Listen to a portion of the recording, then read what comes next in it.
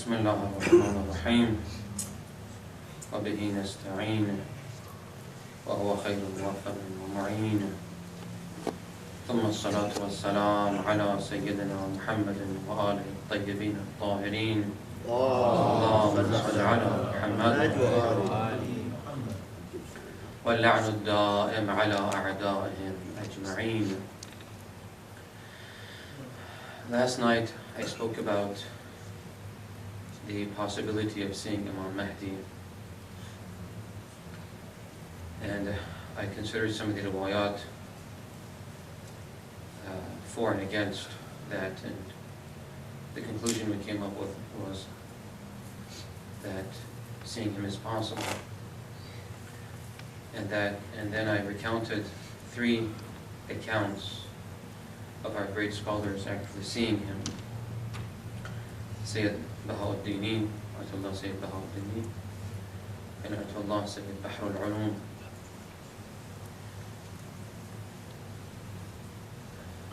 Recently, however, some of our scholars, or I should say one prominent scholar, has strongly denounced the possibility of seeing Imam Mahdi, and has said that with all due respect to all scholars, whoever says or relates that he has seen Imam Mahdi, or that someone they associate with has seen Imam Mahdi, they should be called kadhab. So I would like to address this issue, this question first, inshallah ta'ala, and then I'll consider 2 other questions relating to Imam Mahdi's life, inshallah ta'ala. The strongest argument that this particular scholar has in denouncing and rejecting the possibility of our scholars seeing Imam Mahdi is the final tawqi'ah, the final letter written by Imam Mahdi to his 4th Na'ib, Ali ibn Muhammad Samuri. This tawqi'ah seems to categorically reject any possibility of anyone during the age of the major occultation, the possibility that anyone could see Imam Mahdi. Let me read to you this final tawqi'ah of Imam Mahdi to Sheikh Ali ibn Muhammad al-Samuri.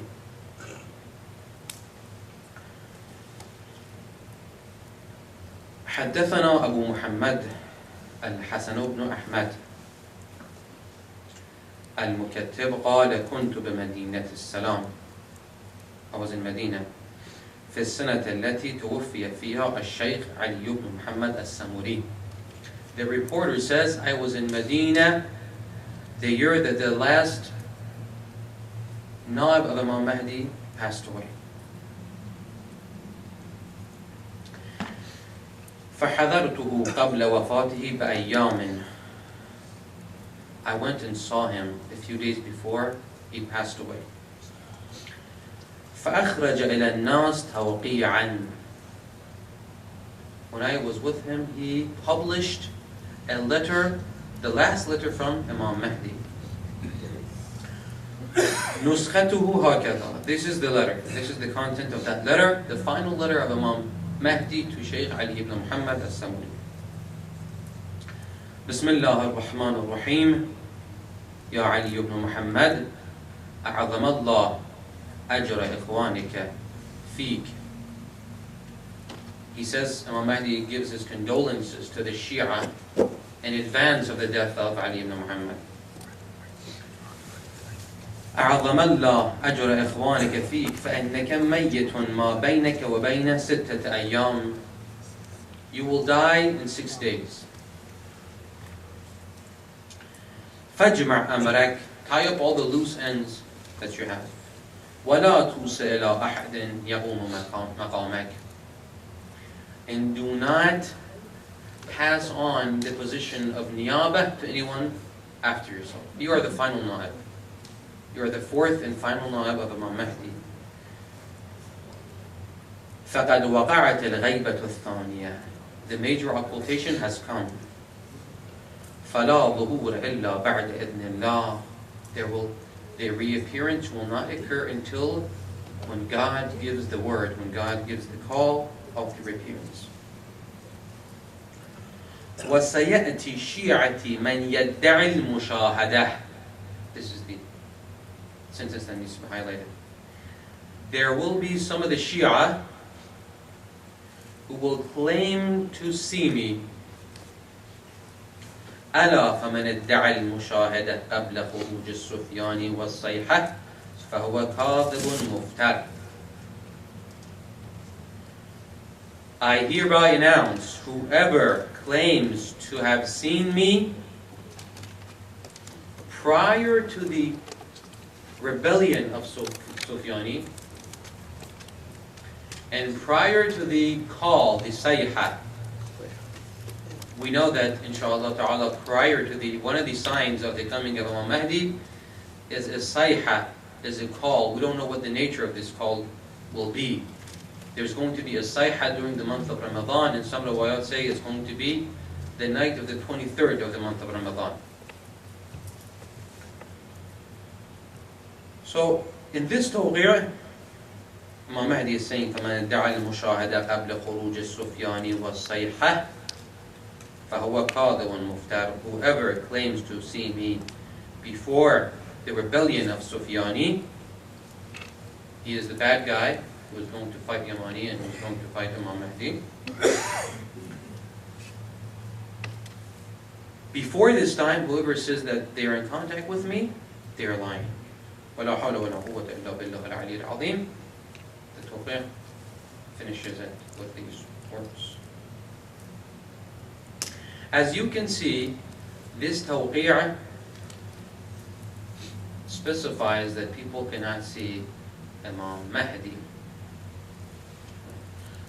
However, and this is like I said, this is the major argument, the major reason that this respected scholar has in denouncing those who say that there are scholars who see Imam Mahdi. But the question is this: is it enough to refer to one riwayah to prove a point, even if the riwayah is nas, even if the riwayah is explicit in indicating a point? Is it sufficient to rely on one riwayah?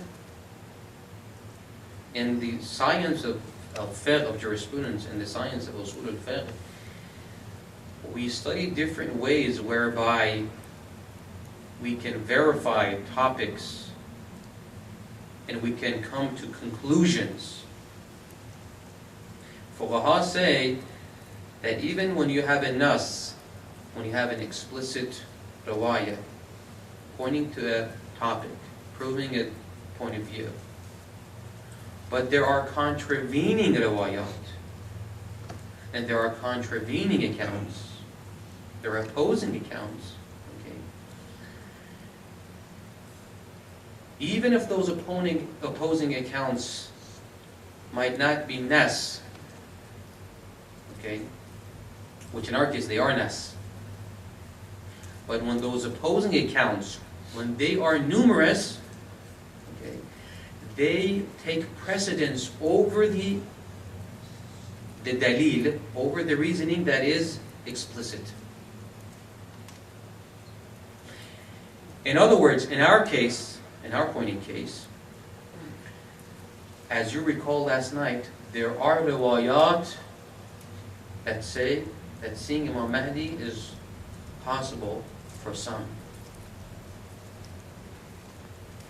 I mentioned those riwayat last night. And at the same time, there are mutawatir accounts. A I'll explain what mutawatir means. There are mutawatir accounts of our scholars seeing Imam Mahdi. I named 2 books that relate these numerous accounts. One is An-Najm al-Faqid by Muhaddith Nuri, and the other is Muntaha al-Amal by Muhaddith al-Qummi.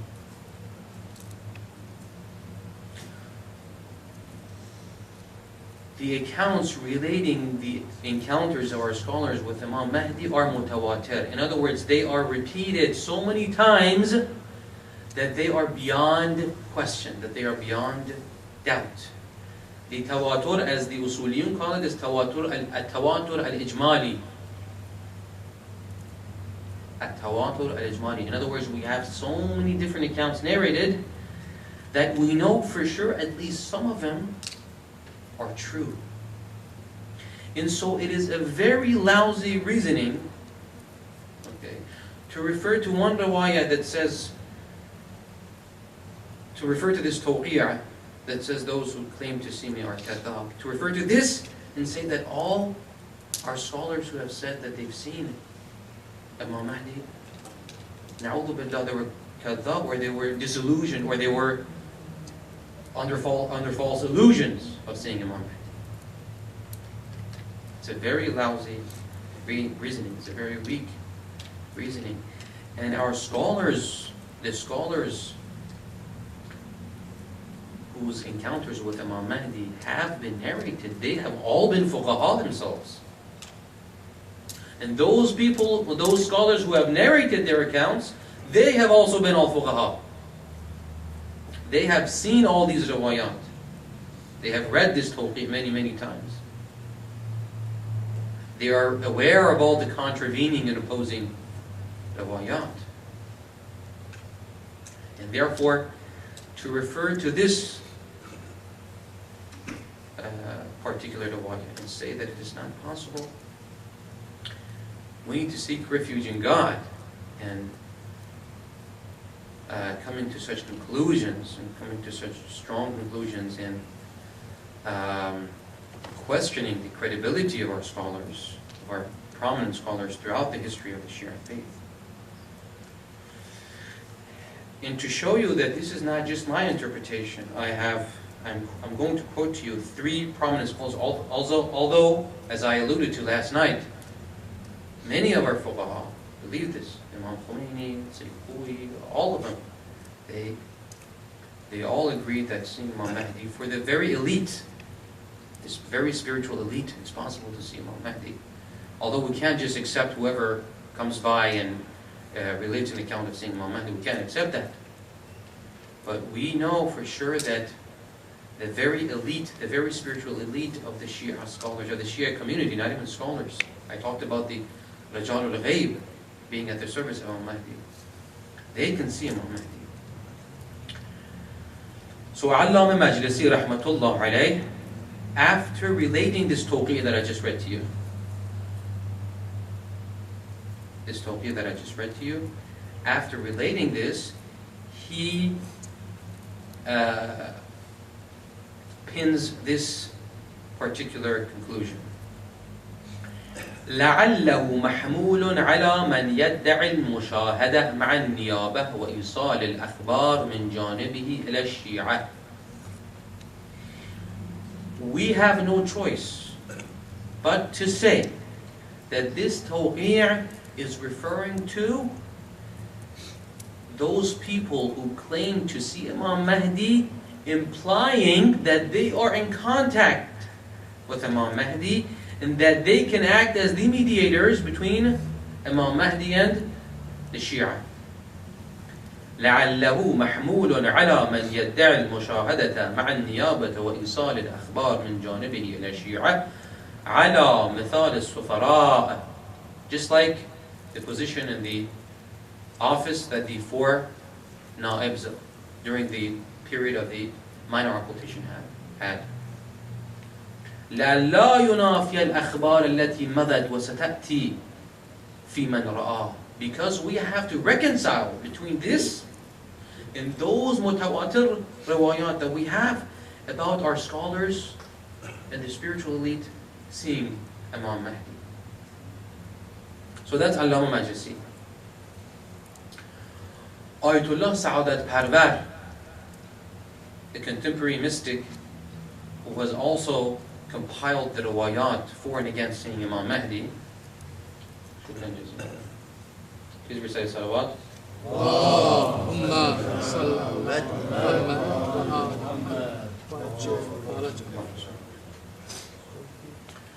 Ayatollah Sa'adat Parvar, one of the prominent students of Allama Tabatabai, after relating all the riwayat, contradictory riwayat, أقول يستشم من الأحاديث المذكورة في هذا الفاصل. We can infer from the riwayat, from the reports mentioned in this chapter, the chapter that he narrates the riwayat, أن المراد من عدم رؤيته, what Imam Mahdi means in this tawqi', but not by Shia not being able to see him, بعد الغيبة الصغرى عدم إمكان أخذ الأحكام والتكاليف الدينية عن عليه السلام مباشرة. What Imam Mahdi means in this tawqi' is that there is not going to be a na'ib like the age of the minor occultation, where he acts as the mediator between him and Shia, and that as a person who gets the ahkam, gets the instructions of Imam Mahdi and conveys them to the Shia. There is not going to be such a person. وَأَمَّا زِيَارَةُ بَعْضِ الْخَوَاصِ إِيَّاهُ مِنْ غَيْرِ مَا كَانَ مِنْ وَظَائِفِ النُّوَّابِ الْأَرْبَعَةِ فَلَيْسَ بِمُسْتَحِيلٍ. But for scholars, for the elite to see him without claiming the office of the Nuwab, without claiming the office of the representatives of Imam Mahdi, it is not impossible. Furthermore, وَنُقَلَ فِي هَذَا الْمَجَالِ مَا يَدُلُّ عَلَى زِيَارَةِ بَعْضِ الْأَعَاظِمِ وَالْمُنْتَجَبِينَ مِنْ مُحَبِّيهِ إِيَّاهُ عَجَّلَ اللَّهُ تَعَالَى فَرَجَهُ غَيْرُ قَابِلٍ لِلْإِنْكَارِ. And the reports that we have about our scholars seeing Imam Mahdi, they are beyond doubt.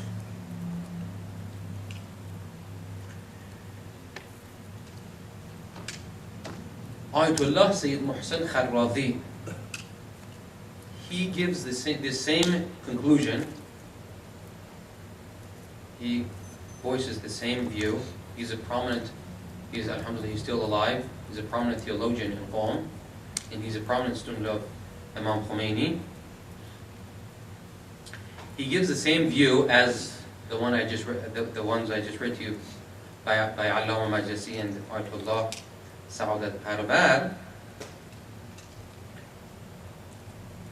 But he goes even further. He says, هذا مضافا إلى أن مثل قوله وسعة الشيعة من يدعي المشاهدة لا يفيد إلا الظن والظن لا يقاوم مع القطع الحاصل من القضايا التي تدل على رؤيته. This tawqi' in the language of the fuqaha is a khabar wahid. It does not endow, or it does not provide certainty. That's one thing. Another thing, mushahada is open to different interpretations. What Imam Mahdi means by the inability of mushahada, the inability of seeing Imam Mahdi. And these reasons that are done, they cannot go against the certainty that we arrive at by the accounts that we read of the scholars who have met Imam Mahdi. Therefore, among the scholars, among the Shia scholars, it's pretty much a matter of consensus that the elite, the spiritual elite of the Shia can see Imam Mahdi, and there is hope for us to see Imam Mahdi. And as I mentioned last night, the way to seeing Imam Mahdi is, inshallah, observing taqiyya, observing taqwa, inshallah ta'ala, and thereby we might be able to see Imam Mahdi one day, inshallah ta'ala. The next question I would like to address relating to the life of Al-Mahdi, it's also a controversial question that different scholars have different views about among the general Shia public. It's a matter of debate, is whether Imam Mahdi has a family or not. Whether he is single still or he has a family.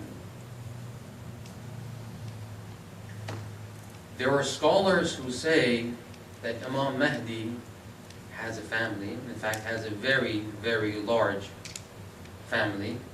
He's married many, many wives, and many, many wives of his have passed away because they do not have the same lifespan as he does, and many of his children have passed away, but still he has a very, very large extended family that are alive. And to prove their point, they have a number of reasonings. One of their reasonings is based on the riwayah that Allama Majlisi relates in his Al-Bihar al-Anwar, concerning Al-Jazirat al-Khadra, the Green Island, where reportedly Imam Mahdi's family lives, and Imam Mahdi's family is thousands of people strong. In other words, there's thousands of family members of Imam Mahdi.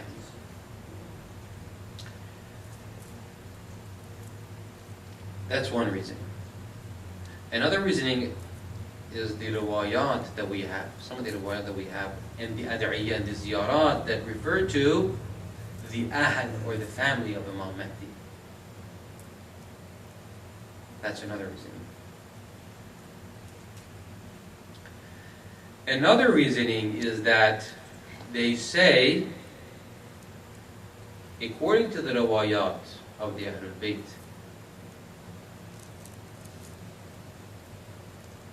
I don't know how exactly to put this to make it sound a little more decent. The Ahlul Bayt have, the Imams, they have very strong shahwa.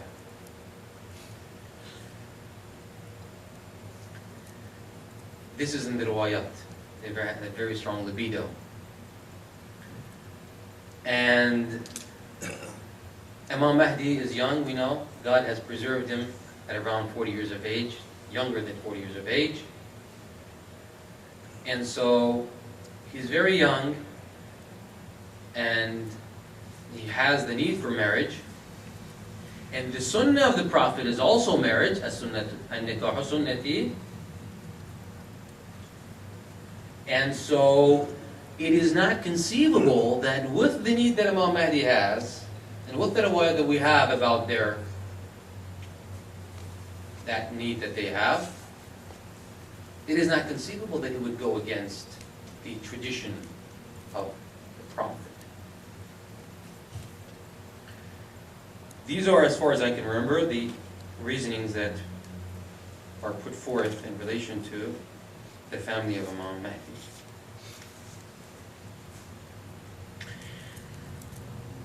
Let's evaluate these reasonings.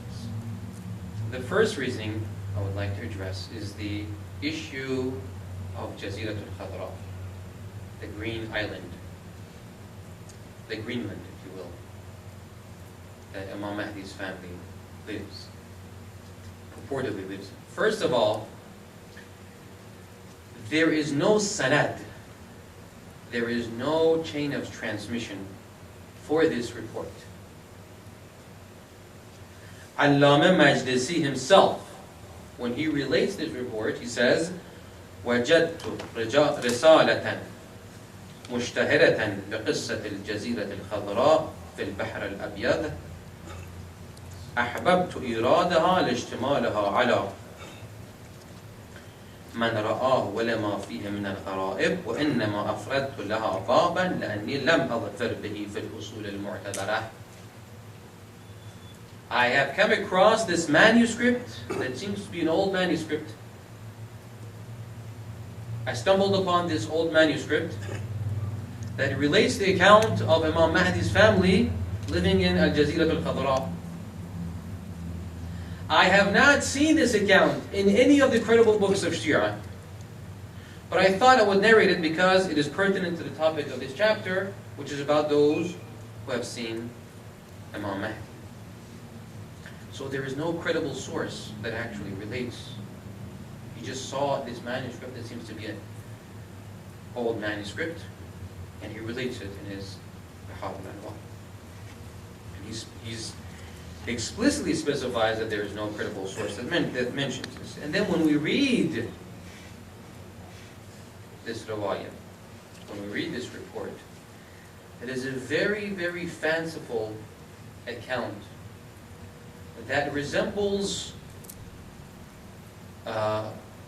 stories rather than the riwayat of the Ahlul Bayt. This person goes through all these various seas, and he goes from this island to that island, and then he gets, it's a very fanciful report, a very, very lengthy one too. For those who would like to refer to it, it's volume 52 of Bahar al-Anwar, starts on page 159, I think it goes all the way up to page 174.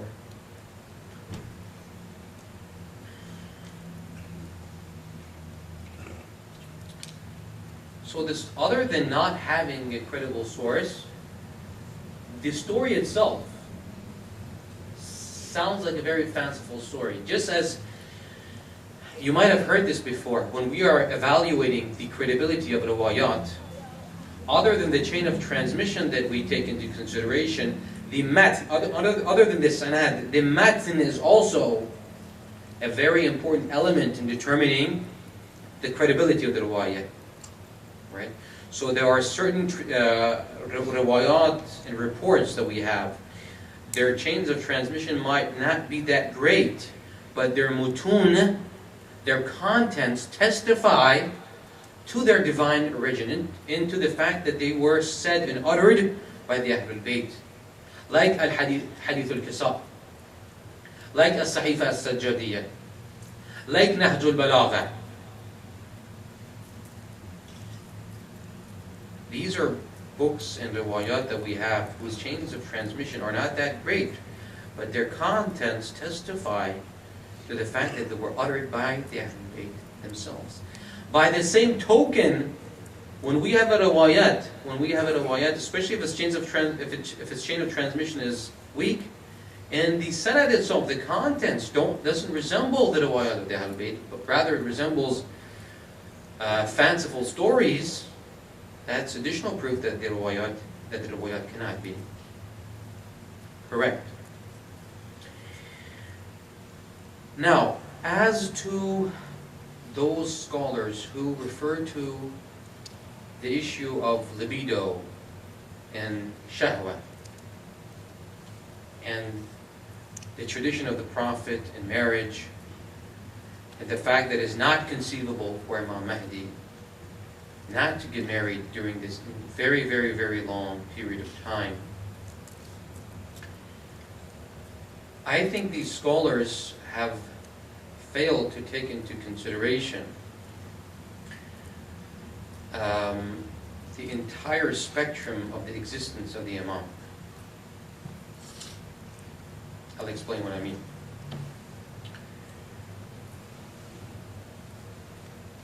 They are true in saying that, they are correct in saying that we have riwayat that specify that the shahwa of the Ahlul Bayt is, it's as strong as it can get. But at the same time, we have riwayat that talk about the spiritual reality of the Ahlul Bayt, the transcendental reality of the Ahlul Bayt. So when we want to consider a well-rounded, complete picture of the existence of the nature of the Ahlul Bayt, we have to take all these rawayat into consideration at the same time and then make a judgment. Not يؤمن ببعض ويكفر ببعض. We have to take all the rawayat into consideration. There are numerous rawayat in the corpus of tradition, in the Jawami' al-Rawayin, that talk about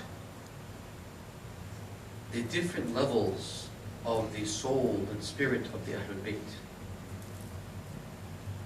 I have alluded to these rawayat in some of my previous speeches.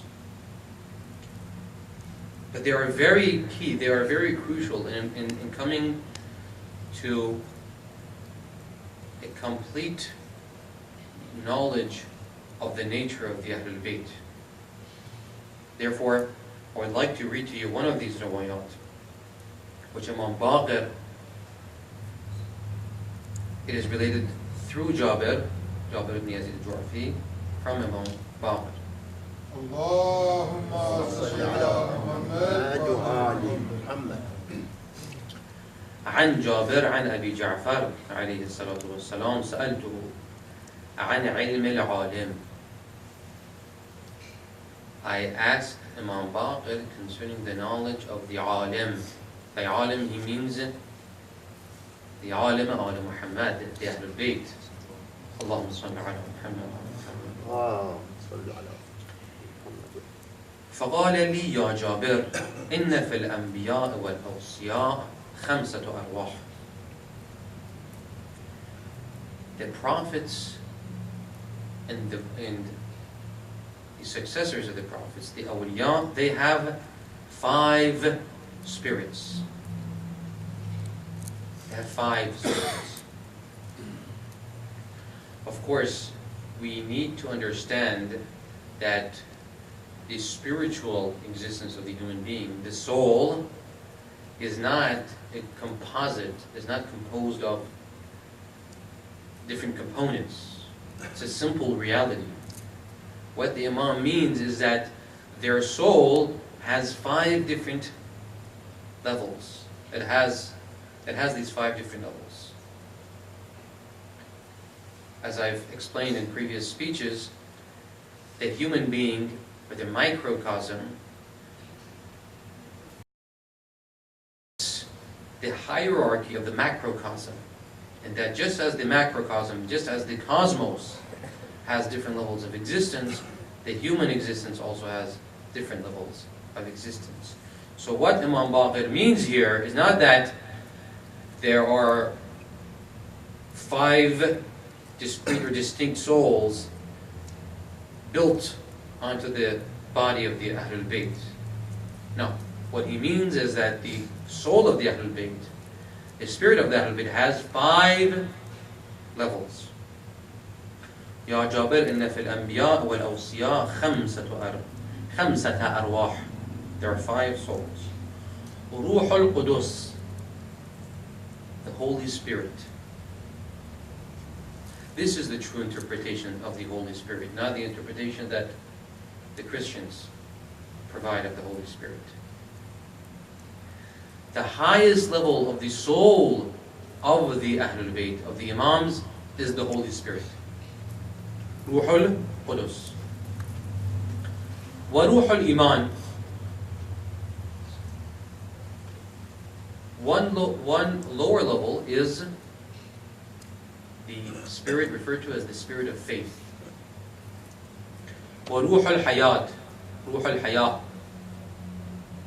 The basic human soul that everyone has is referred to as Ruh al-Hayat. Wa Ruh al-Quwwah, the spirit of, I don't know how we would want to translate this, the spirit of potency maybe, which based on the other riwayat I've read in this context, I think I should interpret this as the vegetable soul. وَرُوحُ الشَّهْوَةِ, the animal soul. So the soul of the Imams contains these 5 different levels. At the top is the Ruh al-Qudus. Below that is the Ruh al-Iman. Below that is Ruh al-Hayat, the basic human soul. Below that is the animal soul. And below that is the vegetable soul.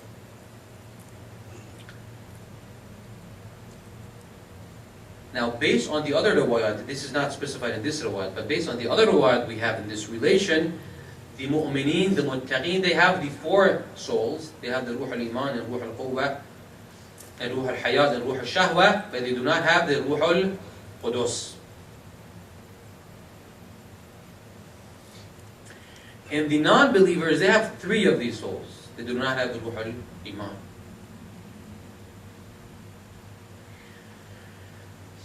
So Imam Baqir continues to say, فَبِرُوحِ الْقُدُسِ يَا جَابِرْ عَرِفُ مَا تَحْتَ الْعَارِشِ إِلَى مَا تَحْتَ الثَّرَى.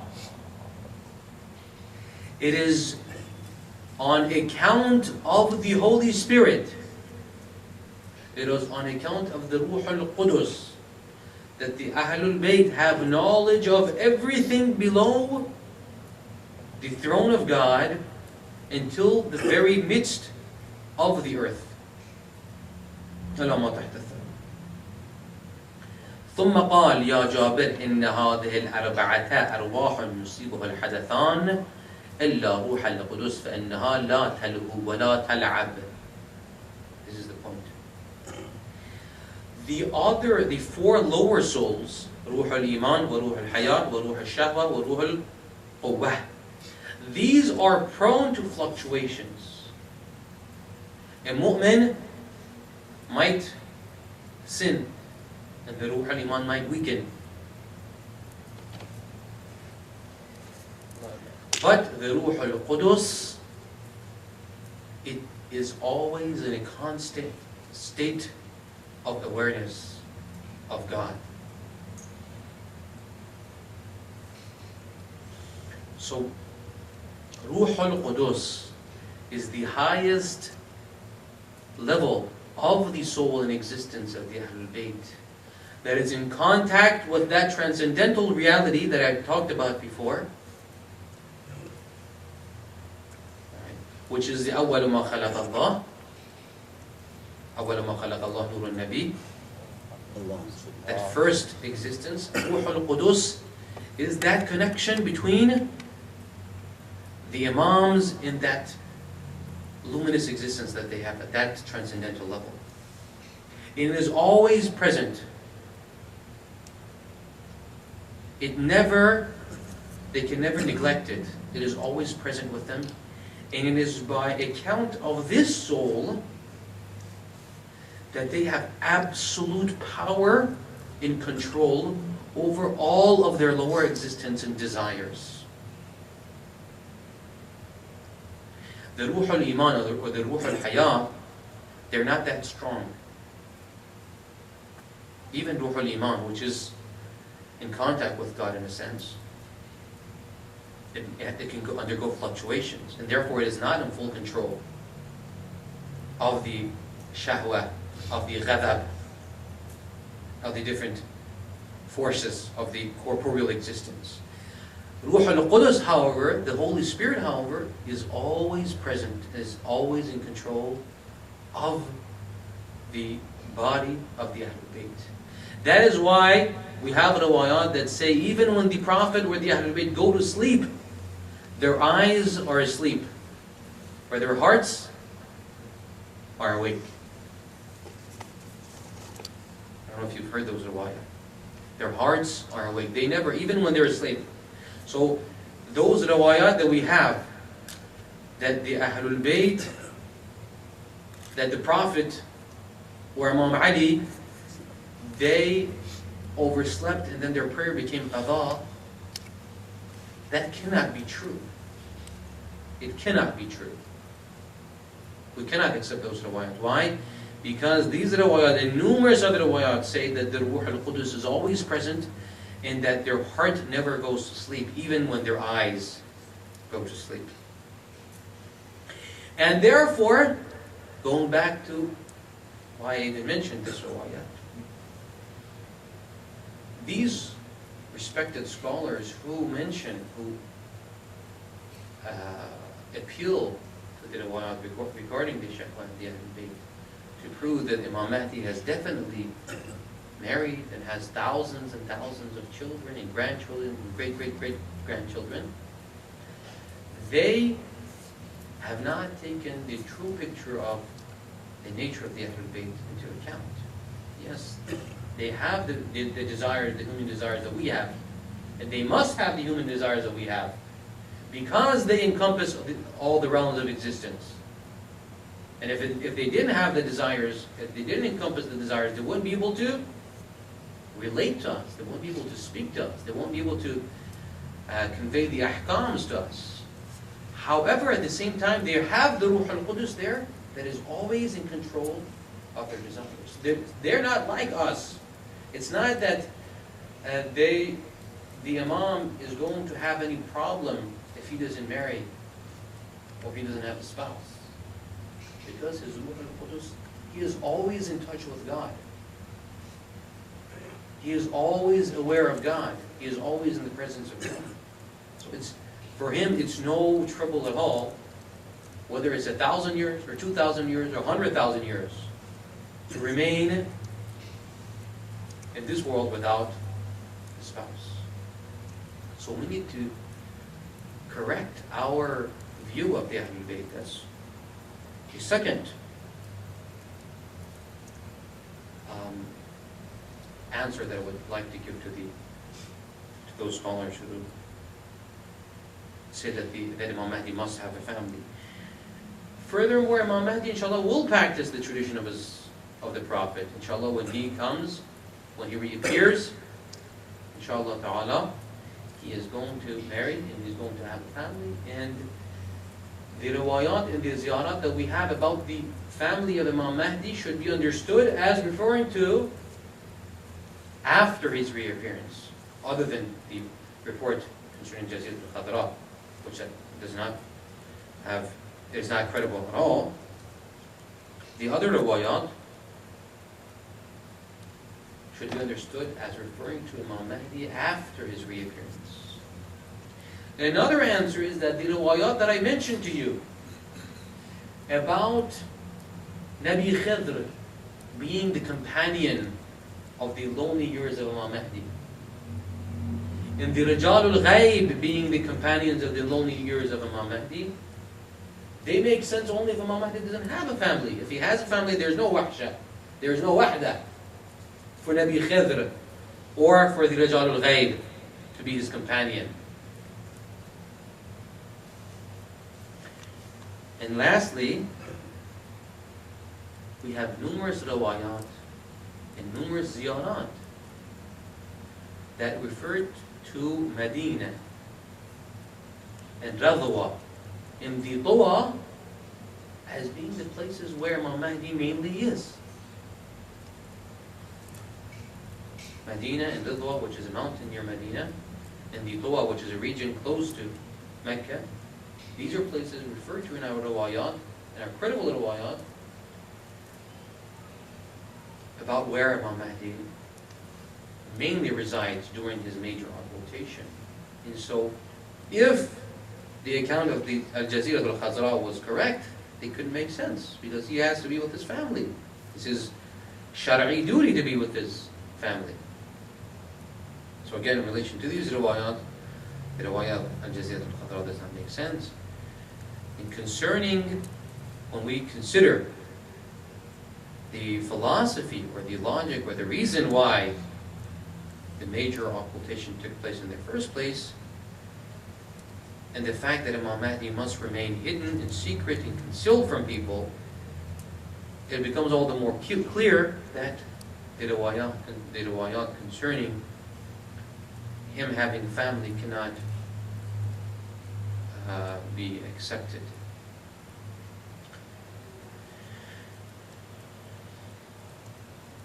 I was planning to consider another question about why we do not mention Imam Mahdi's name. We know that his name is the same as the Prophet. We have been warned not to mention his name. But I think maybe I've spoken too much tonight. Inshallah ta'ala, maybe I'll consider that some other time. We ask God by the right of Imam Sajjad, inshallah ta'ala, that He may help us, that He may intercede on our behalf, inshallah ta'ala, that we may be good servants for Imam Mahdi, inshallah ta'ala. اللهم عجل وليك الفرج والعافية والنصر واجعلنا من خير أعوانه وأنصاره والمستشهدين بين يديه وهب لنا رأفته ورحمته ودعاءه وصلى الله على سيدنا محمد وآله الطيبين الطاهرين. اللهم صل على محمد وآل محمد.